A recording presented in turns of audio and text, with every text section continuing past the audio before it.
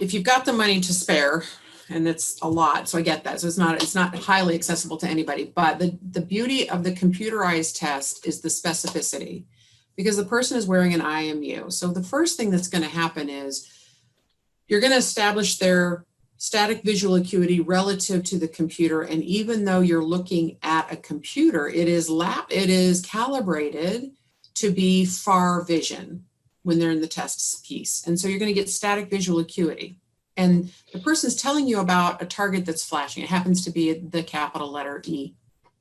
And then, so the computer says, well, this is what your static visual acuity is. Now we're going to take that and make it a little bigger and see how long it takes your brain to see something to know what it is. And it will be relevant in the next piece.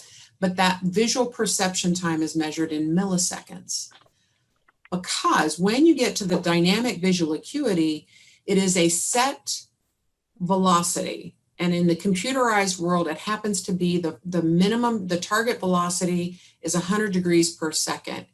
You will get the target, and I'll explain what that means in a moment, anywhere from 85 degrees per second to 120 degrees per second. So it gives you an error window that says this is an okay amount of variation. But what happens in the computerized is I'm looking at a blank screen or a target area, and until I'm in the target range, that E will not flash. So I know my head is in motion when the E flashes, or my athlete's head is in motion, and they're going to tell me which way it was pointing. And then from that, it will give me down the dynamic visual acuity when my head is moving to the left, or when my head is moving to the right, when my head is moving upward, or when my head is moving downward. That's the specificity of the computerized world.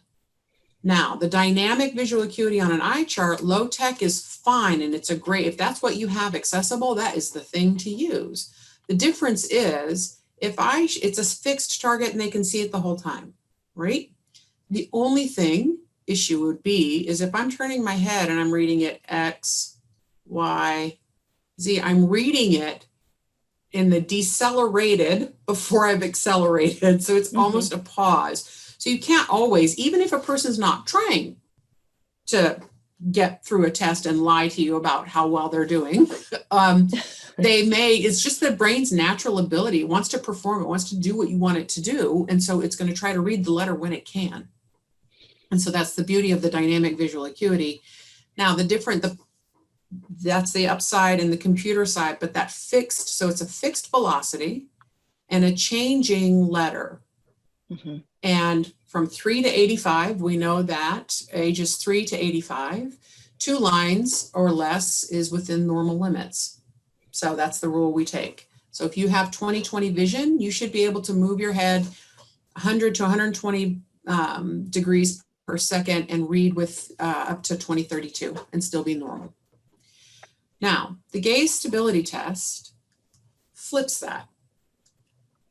It takes it takes your static visual acuity, it automatically raises it 2 lines. So it would take my 20/20 E and make it 20/32. Then it says, how fast can you move your head and still know what you're seeing? And that, for me, I've evolved to find that to be more functionally applicable, because it will start really slow. We know that basic activities of daily living you can get through a whole day and never do better than around 120, 130. However, there have been people come along with that test and establish norms by age. Well, this is non-athlete normed under the age of 60. I use the Brian Ward study, and I target that at about 155 to 160 degrees per second. Well, if I'm only testing at 120 degrees per second, I could miss a functional deficit. Do you see what I mean when I say that? Okay. And so he goes under 60, over 60. It is simple for me. There are other studies that do it by decade. Anyway, that's my simple. The other thing, so then you turn it, so now you know what the norm does. Now what do athletes do? Because that's the even trickier part. I think dealing with athletes around gaze stability, you really have to be, you can miss a lot if you're only testing at 120. And I say that because we tested 137 minor league baseball players, age 17 to 31. Their average was like 220 degrees per second.